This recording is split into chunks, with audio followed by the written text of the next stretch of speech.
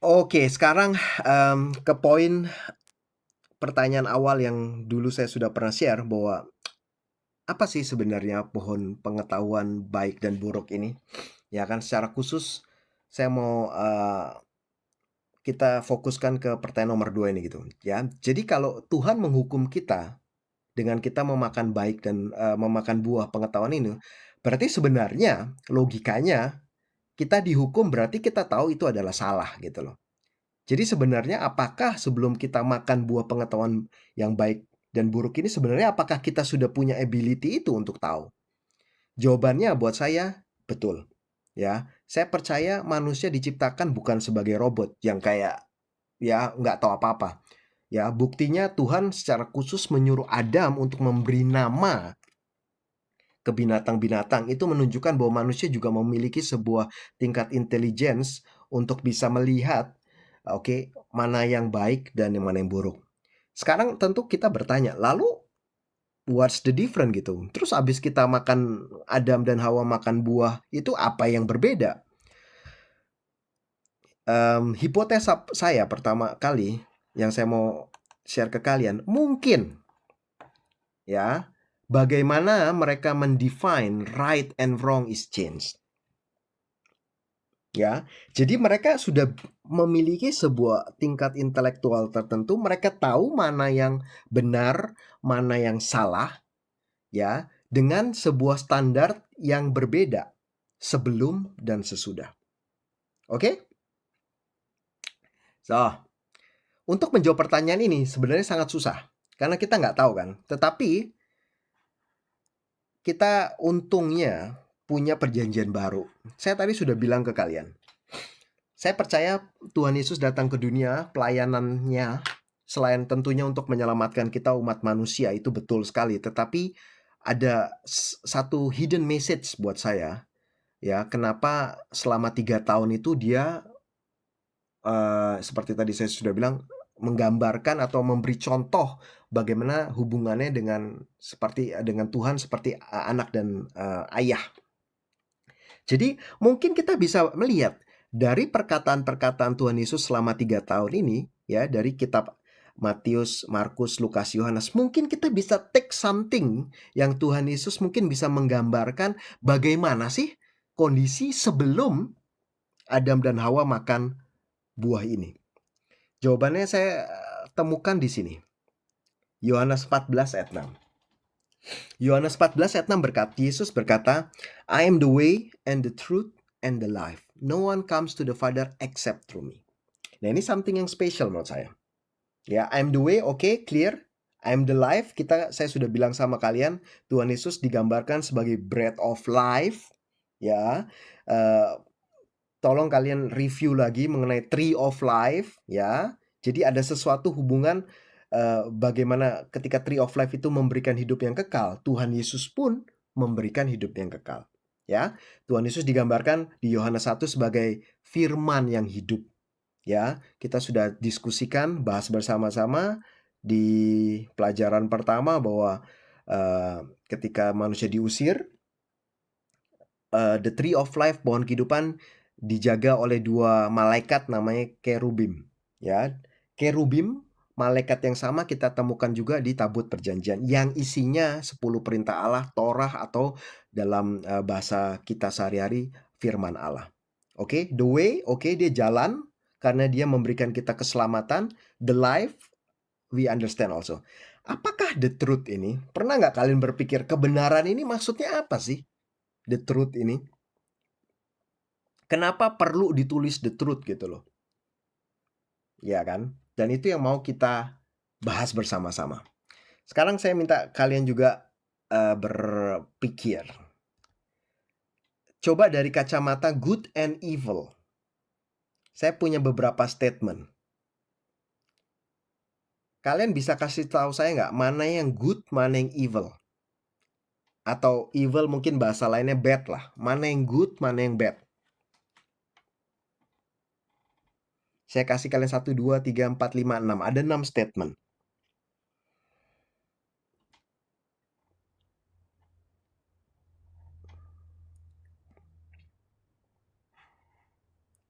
Mana yang good?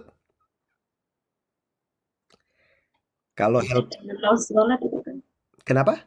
Literally lost banget gitu. Yang ini ya, kalau yang helping elderly people crossing the street, saya akan bilang ini good, ya kan?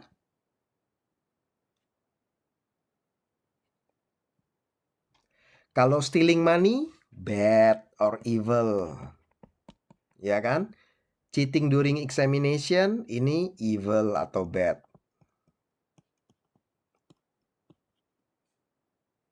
Oh ya, ada di chat ya, 1256. Ya, makasih. Ini bad. Returning a lost wallet with the contents ya. Ingat ini ya, kalau cuma lost wallet without the contents itu juga evil. Ya, setengah evil lah ya. Cuma eh, akan menjadi good kalau kita membalikan dompet yang hilang dengan isinya yang penuh ya. Ini akan menjadi good. Nah, kalau yang tengah-tengah ini mungkin gampang ya. Kita bilang oke, bad, good, bad, good. Nah, tapi sekarang 1 tambah 1 sama dengan 2. Ini sebenarnya bukan good, bukan evil juga. Cuma kalau kita melihat ya dia benar gitu loh. Dia benar, ya kan? Nah, ini kita masih mungkin tanda tanya, ini apa ya? Mungkin ya kita nggak bilang ini good gitu. Kita juga nggak bilang ini evil. Sama 2 kali 2 sama dengan 8 ini bukan good, bukan evil gitu kan. Nah, sekarang coba soal yang sama tapi saya minta dengan kacamata true and false. Mana yang true, mana yang false.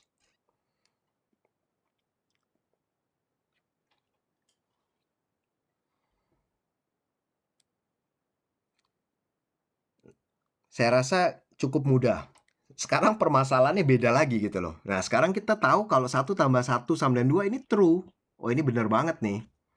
Ya kan? 2 kali 2 sama dengan 8. Nah, ini false. Nah, tapi yang tengah-tengah ini ya bukan true, bukan false. Ini good and bad semestinya. Iya kan? Tetapi kalau kita mau maksa, ya ini kita akan bilang ini true, ini false, ini false, ini true. Oke? Nah, ini sebenarnya kuncinya. Kenapa kita nggak bisa berpikir itu true atau false? Karena kita juga keturunan Adam dan Hawa yang sudah makan buah pengetahuan baik dan buruk. Ya, sehingga buat kita itu good and bad, bukan true and false. Kenapa saya bisa bilang begini? Coba kita lihat satu kata ini, ya kan, di dalam bahasa Ibrani atau di dalam bahasa Inggrisnya sin, ya kan? Karena kan dikatakan manusia berdosa setelah makan pohon pengetahuan, ya kan? Sekarang saya minta kalian loncat lah sebentar untuk memberitahu sin ini tuh apa sih sebenarnya? Kalau kita kan tahu ya dosa, tetapi pernah kita berpikir itu tuh apa sih? Kita mungkin mikirnya melanggar firman Tuhan atau apa ya? Bukan sesuatu yang baik, tetapi sebenarnya sin ini dulu tuh digambarkannya seperti apa? Kita bisa lihat di Hakim-Hakim 20 ayat 16. Ya. Coba saya bacakan buat kalian Hakim-Hakim, kalian bisa buka juga. Hakim-Hakim 20 ayat 16. Jadi cerita konteks dari Hakim-Hakim 20 ini itu peperangan orang Israel melawan Bani Benyamin. Jadi 12 suku Israel somehow kalau kalian nanti baca sebelum-sebelumnya itu terpecah gara-gara ada satu tragedi. Ya.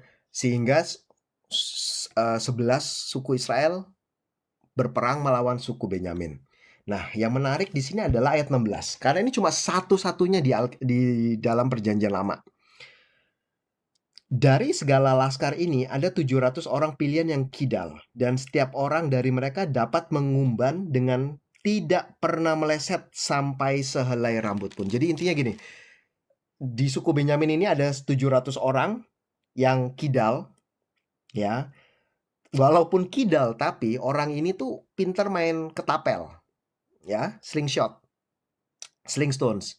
Nah, dengan ketapel ini dia bisa exactly sangat akurat, nggak pernah, apa namanya di sini, meleset sampai sehelai rambut pun.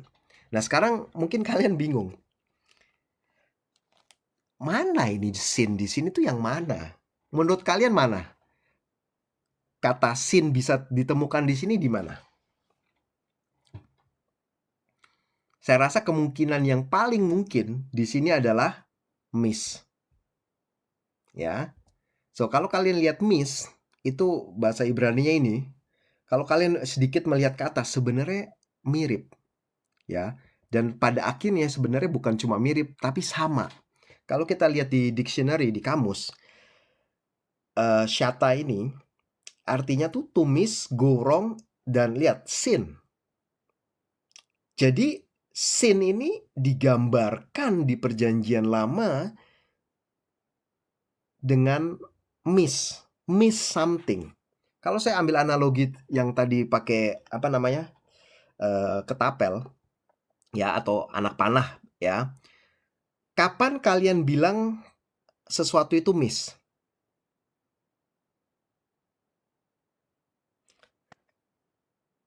Tidak sesuai sasaran. Betul, berarti saya bisa bilang di kotak yang bulat ini, dan ketika saya di luar kotak yang bulat ini adalah miss, ya. Dan kalau saya bilang di tengah ini true, berarti yang miss ini adalah false. Nangkap nggak? Jadi, sebelum kita makan buah pengetahuan, kita nggak bilang ini sebagai good and bad, tetapi kita bilangnya true and false. True ketika kita nggak miss apa yang Tuhan bilang, dan kita false kalau kita miss yang Tuhan bilang. Oleh sebab itu definisi sin lagi-lagi to miss, go wrong. Oke? So, sekarang ini yang saya bilang sebelum. Nah, sekarang saya mau kasih kalian contoh apa yang terjadi setelah kita makan buah pengetahuan yang baik dan buruk. Mungkin kalian mikir, ya terus apa bedanya true, false, good, and bad? Looks the same. No, it's not the same. Saya kasih kalian 2 gambar. Ini nyarinya susah banget nih. Satu ini, ya, saya mencari sesuatu yang, ya, nggak jarang orang mau makan lah. Saya menemukan pare itu pahit, sekarang nggak cuma dimakan sama dalam siomay gitu ya, pakai bumbu kacang tuh enak ya, tetapi ini di jus. Luar biasa. Saya bandingkan sama ini. Nah, mereknya sudah agak dipotong biar nggak tahu ini merek apa. Iya kan? Nanti dipikir iklan tidak baik. Tetapi sekarang kalau saya tanya kalian, dari 2 gambar ini, ya kan? Kalau kalian tanya anak kecil, ya, anggap umur ya 10 tahun lah, 12 tahun.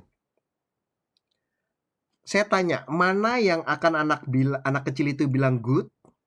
Mana yang akan anak kecil itu bilang bad?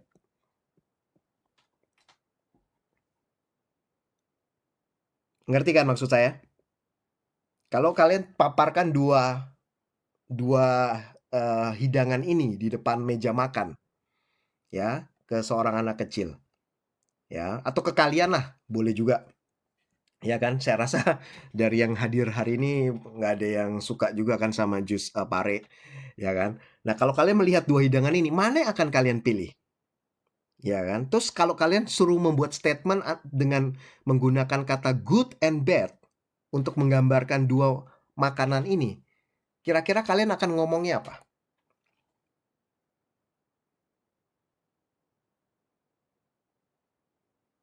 Pare, good, mie goreng, bad.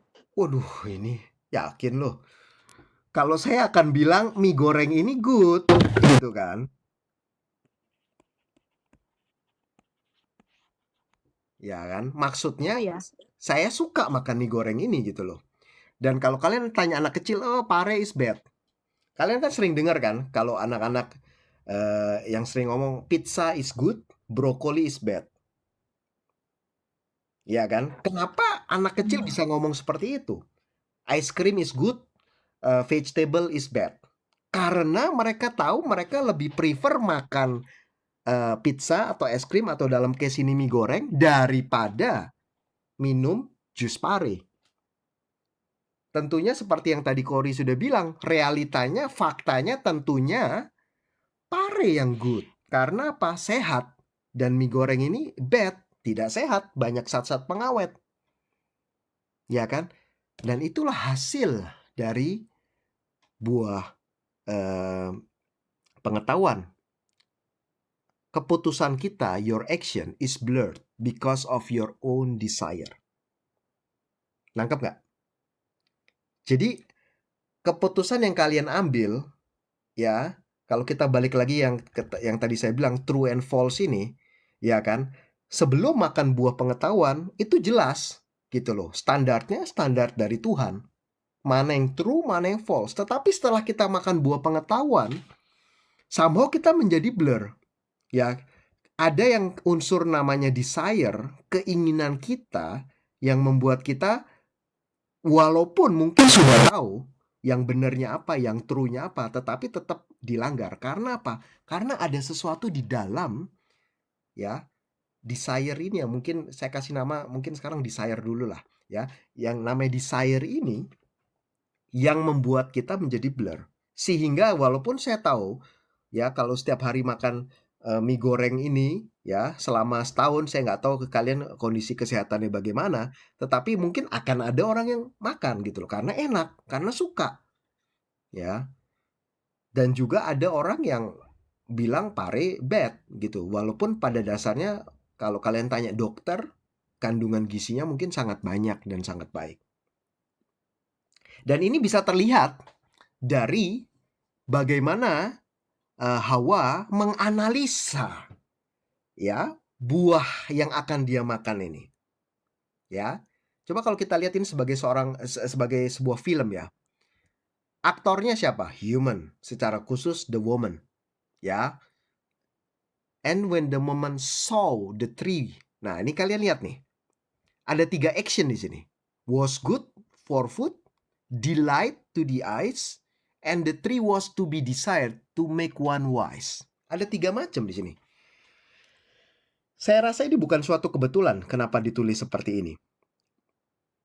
Ya, jadi memang betul ini kondisi dia belum makan.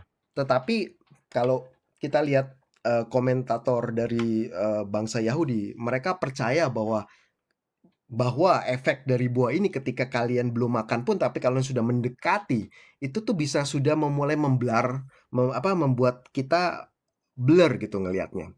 Dan ini terlihat dengan statement dari Hawa. Ketika Hawa melihat pohon ini, good for food, delight to the eyes, and make one wise. Saya nggak tahu kalian mungkin kalau kalian pernah belajar psikologi, ya, psikologis itu ada yang namanya Maslow's hierarchy, ya. Saya nggak akan banyak membahas ini, kalian bisa tulis, kalian bisa pelajari sendiri nanti. Tetapi sangat menarik. Kenapa? Karena menurut Tuan Maslow ini, ya, ada 3 basic needs dari human setelah dia pelajari di dunia psikologi ini. Ya kan? Yang pertama itu ya basic, ya, mungkin kalau kita bilang itu kebutuhan primer kita di sini. Ya, ini yang basic. Ya, psychological needs, ya, makan, minum, ya, hangat, istirahat, sama security needs, ya, itu belongs to basic. Yang kedua tuh physiological,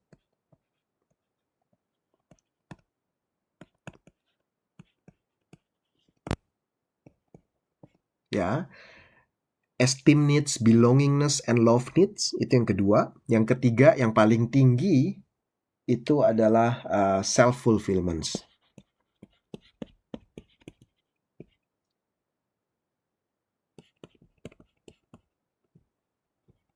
Ya.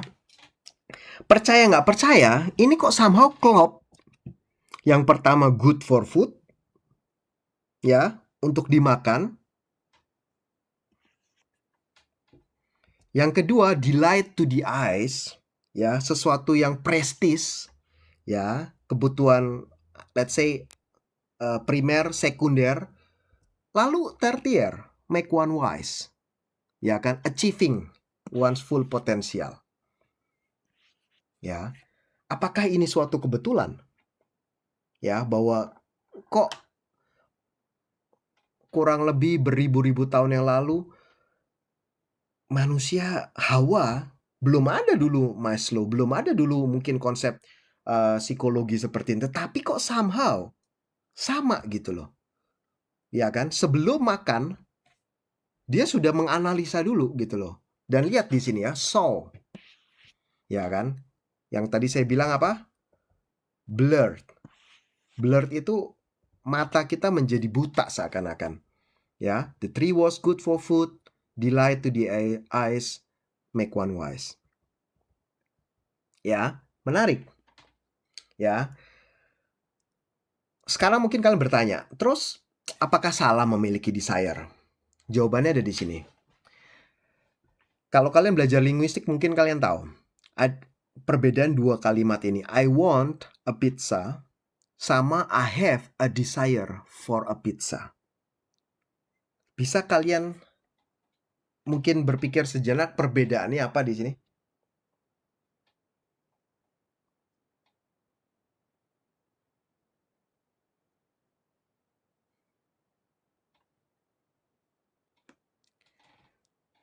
Perbedaannya cukup simpel.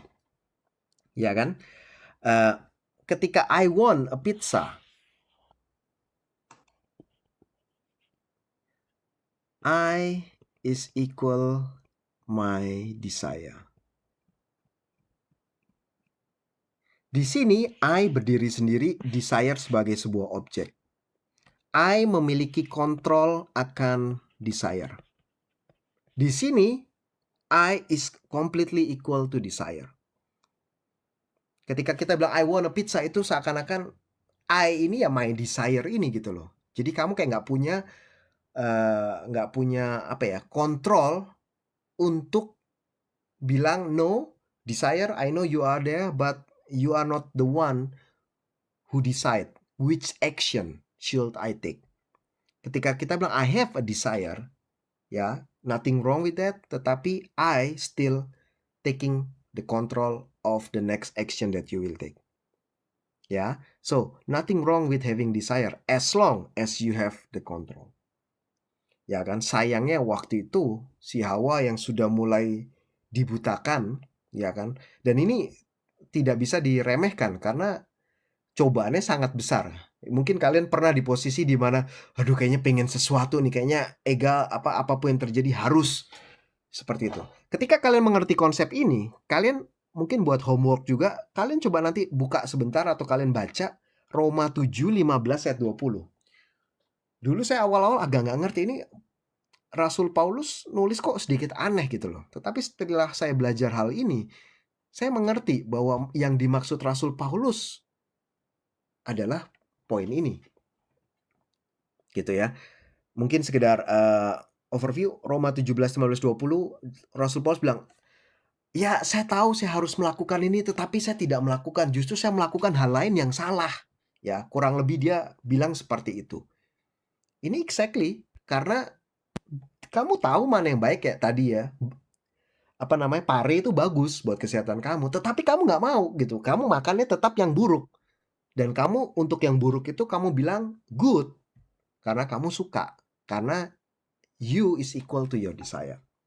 Contoh lain dari kehidupan sehari-hari. Coba kalian lihat ini.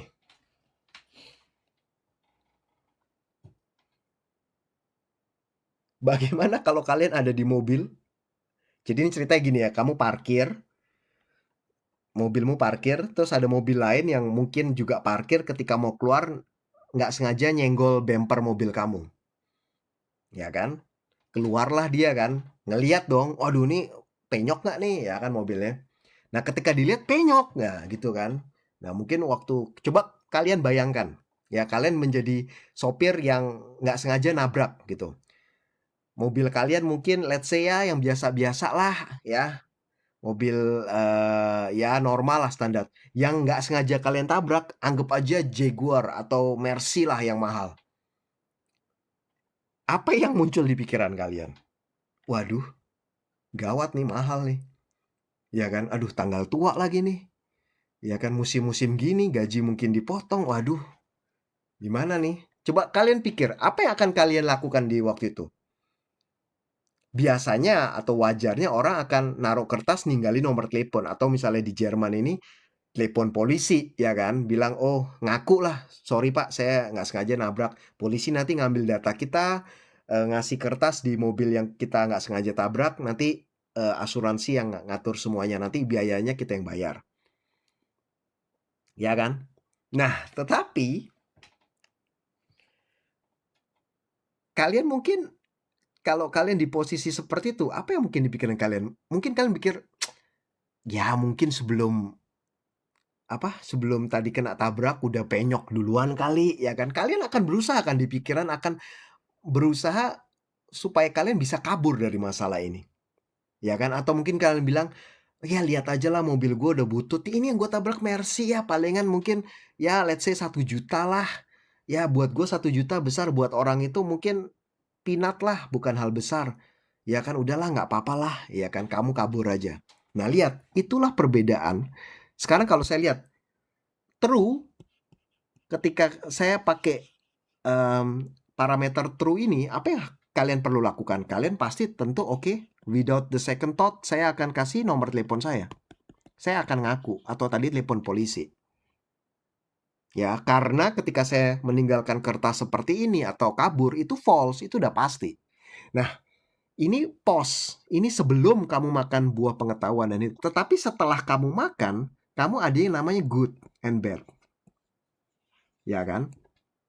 Percaya nggak percaya, kalian akan bilang, udahlah, kabur aja, itu the best yang I can do now gitu loh. I don't need to, aku nggak perlu keluar uang gitu, lagi pula dia kaya, ya udahlah nggak apa-apa lah. Ya, apalagi kalau yang Kristenannya tinggi mungkin akan bilang, ya mungkin ini cobaan Tuhan buat yang punya Mercy supaya nggak terikat dengan harta bendanya gitu. Mungkin kita dipakai Tuhan. Kita akan berusaha menjustify ourselves sampai kita bisa menemukan it's good for us to live now. Ya kan? Kenapa? Tentunya kalian bilang, ya realitanya nggak bagus dong. Ya iya betul, memang nggak bagus. Tetapi kenapa banyak orang yang tetap kabur di dalam kondisi seperti itu? Karena desire mereka lebih ke arah what is good for me now. Ya kan?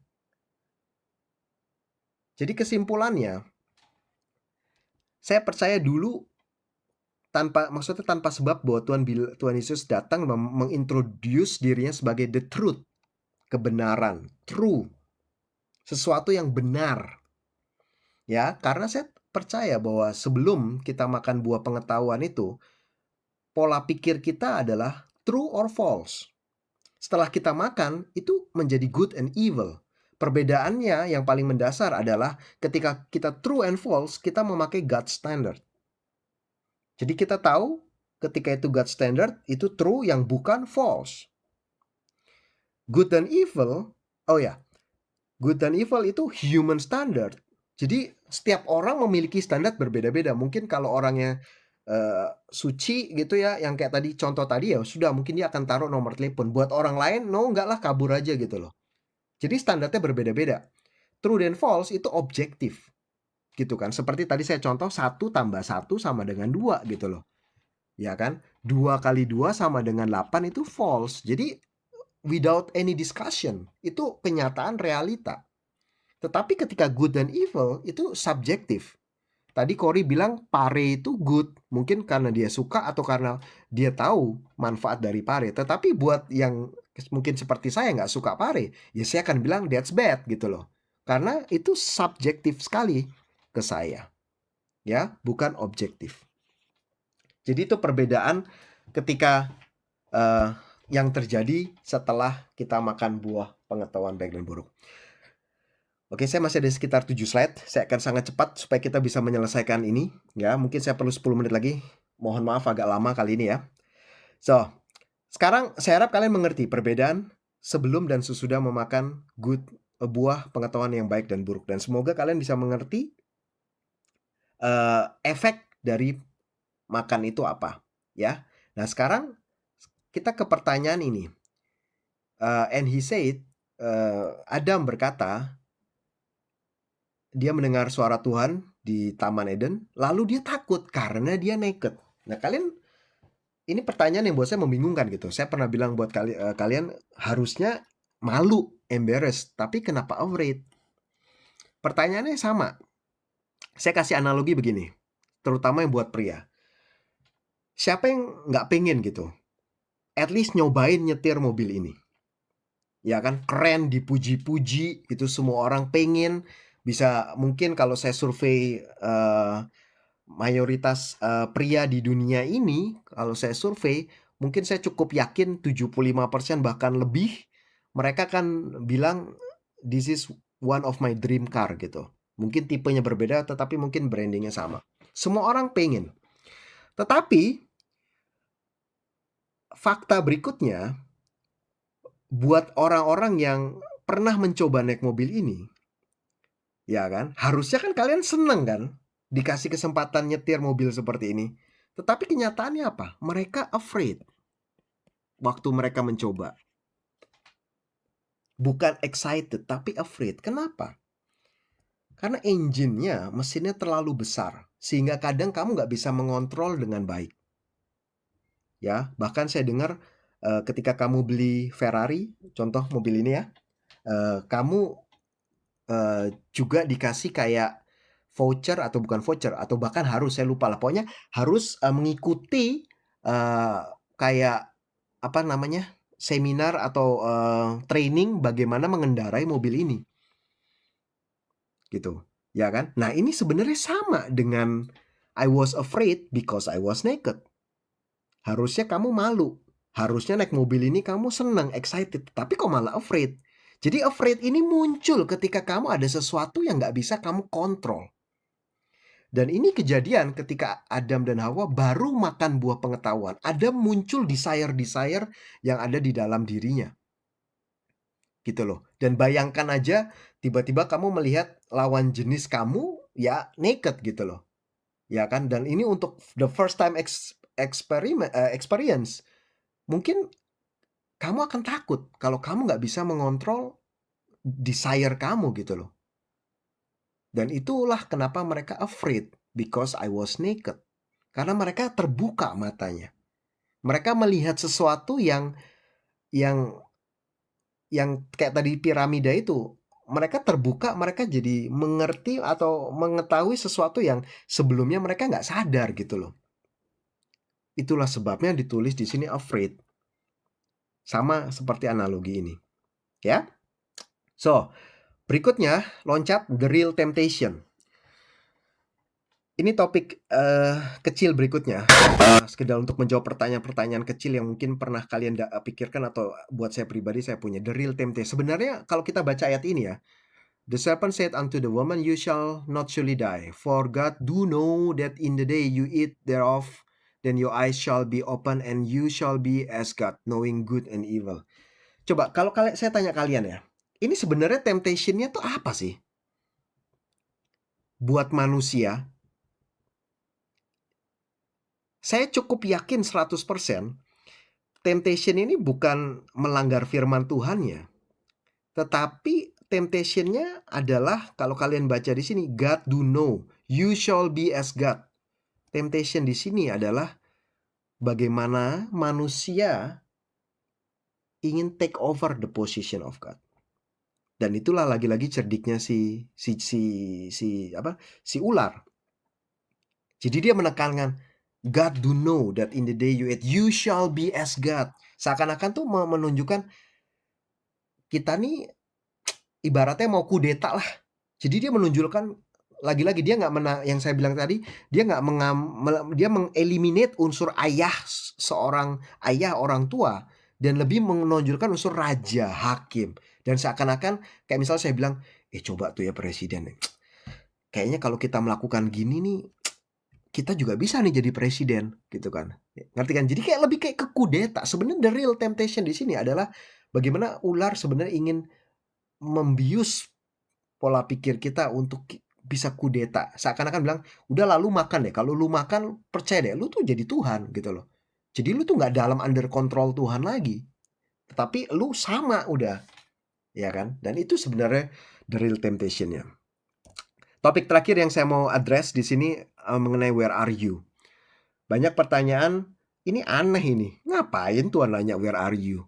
Masa Tuhan yang Maha Tahu nggak tahu sih di manakah Adam dan Hawa? Ya kan? Walaupun dia bersembunyi, tapi ya masa Tuhan nggak bisa tahu dia di mana?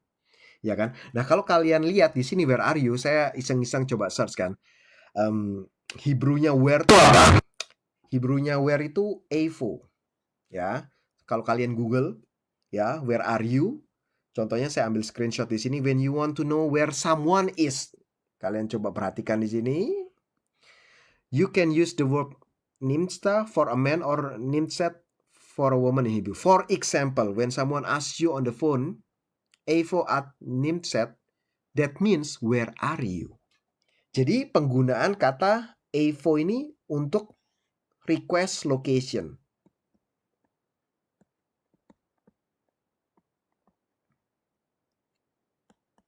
Nah, sekarang kita lihat apakah evo ini bisa kita temukan juga di sini.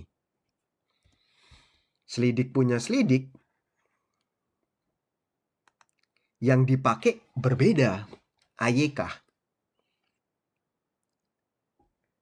Nah, ini menarik. Berarti sebenarnya Tuhan ini nggak request location. Ya kan? Karena kalau Tuhan request location dari tata penulisannya akan pakai evo. Nah, ini menarik. Nah, setelah selidik punya selidik, kata ini bisa kita temukan bukan satu kali lagi, juga ada di satu konteks yang cukup menyedihkan. Yaitu kalau kalian buka di Ratapan. Kalian tahu dong, kitab Ratapan, dari namanya aja harusnya mungkin kalian sudah tahu, itu kitab yang paling menyedihkan dari seluruh kitab Perjanjian Lama. Namanya aja Ratapan, ya. Itu kalau kalian baca sejarah, kitab ini ditulis Nabi Yeremia, ya, ketika ia meratapi bagaimana bait Allah hancur, bagaimana orang-orang Israel diungsikan. Jadi sebuah negara hancur ludes, ya, dan kebanggaan anggaplah kayak mungkin kita Monas atau mungkin apalah yang kita banggakan sekali mungkin di Indonesia, anggap itu hancur gitu, dibom sama musuh gitu. Sama waktu itu kebanggaan mereka adalah bait Allah.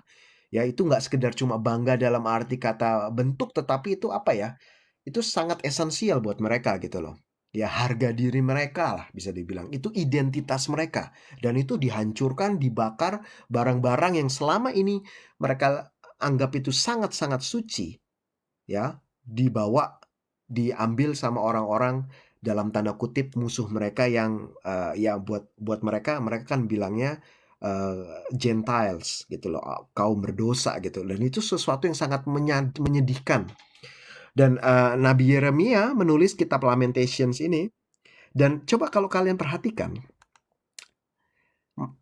permulaannya ini sama, root word-nya ini sama, Aika. Menarik.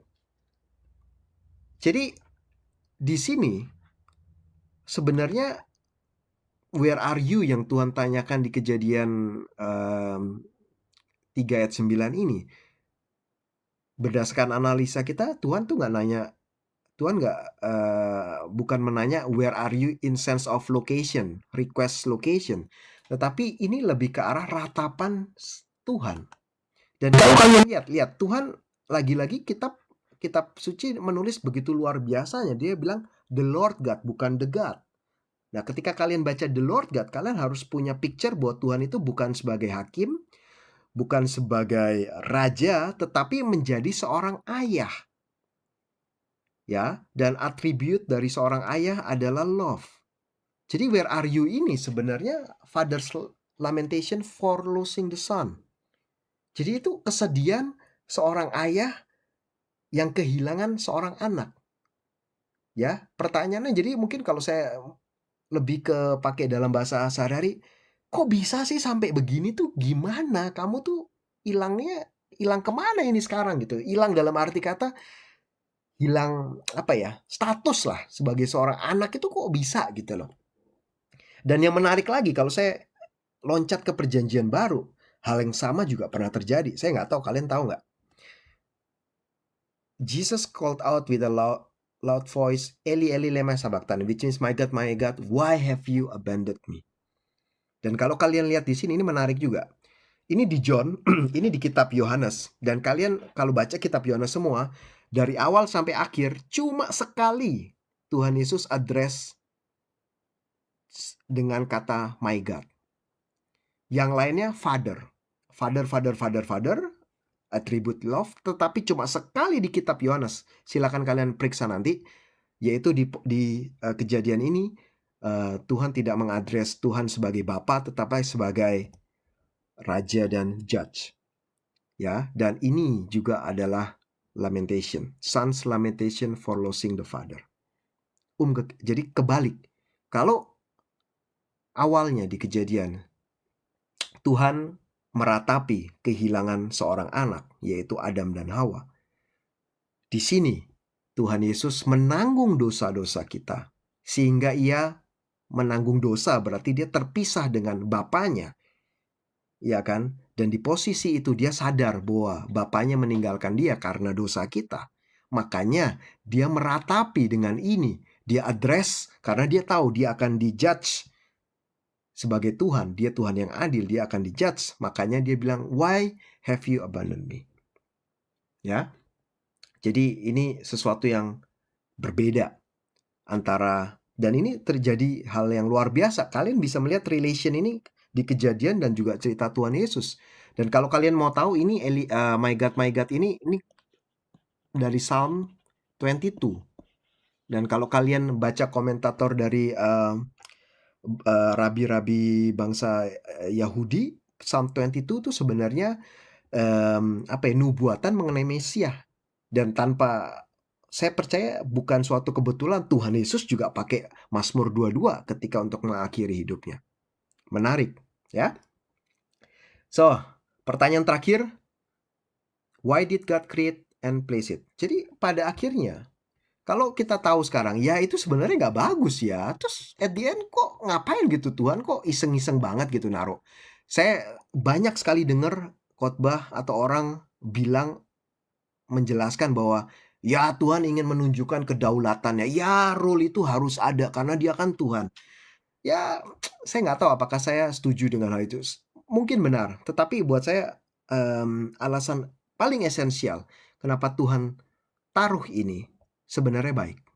Karena dia giving us a chance to show our love to him. Kalau kamu nggak diberikan sebuah kesempatan untuk menunjukkan cintamu terhadap seseorang atau mengungkapkannya, itu bukan relationship yang bagus. Dan sekedar buat homework kalian, ketika kalian mengerti ini, kalian akan mengerti ketika Tuhan Yesus di Yohanes 14 ayat 15 berkata seperti itu. Ya, kalian bisa lihat nanti. Jadi kalian mengerti bahwa ketika Tuhan Yesus ngomong itu, semestinya kita tahu juga secara tidak langsung kenapa Tuhan menaruh pohon pengetahuan di tengah-tengah.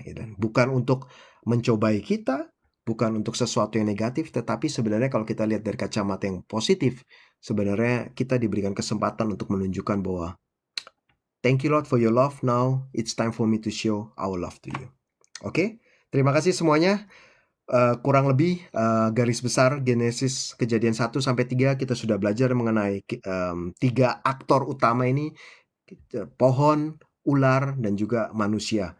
Ya, semoga kalian bisa mengerti, belajar sesuatu yang baru, dan bisa melihat juga koneksi ke perjanjian baru, bahwa Alkitab yang kita punya itu sesuatu yang menarik, ya, dan bukan cerita yang terpotong-potong, tetapi semua ada urutan. Dan saya rasa kalau kita mengerti hubungan antara satu dan yang lainnya, itu akan memberikan suatu pengertian lebih baik bagaimana kita sebagai anak Tuhan, kita bisa menghargai, kita bisa mengerti apa arti tujuan hidup kita di dunia ini, dan kita bisa mengerti juga dan tidak jatuh dalam tipu daya si jahat. Oke, thank you very much. God bless you.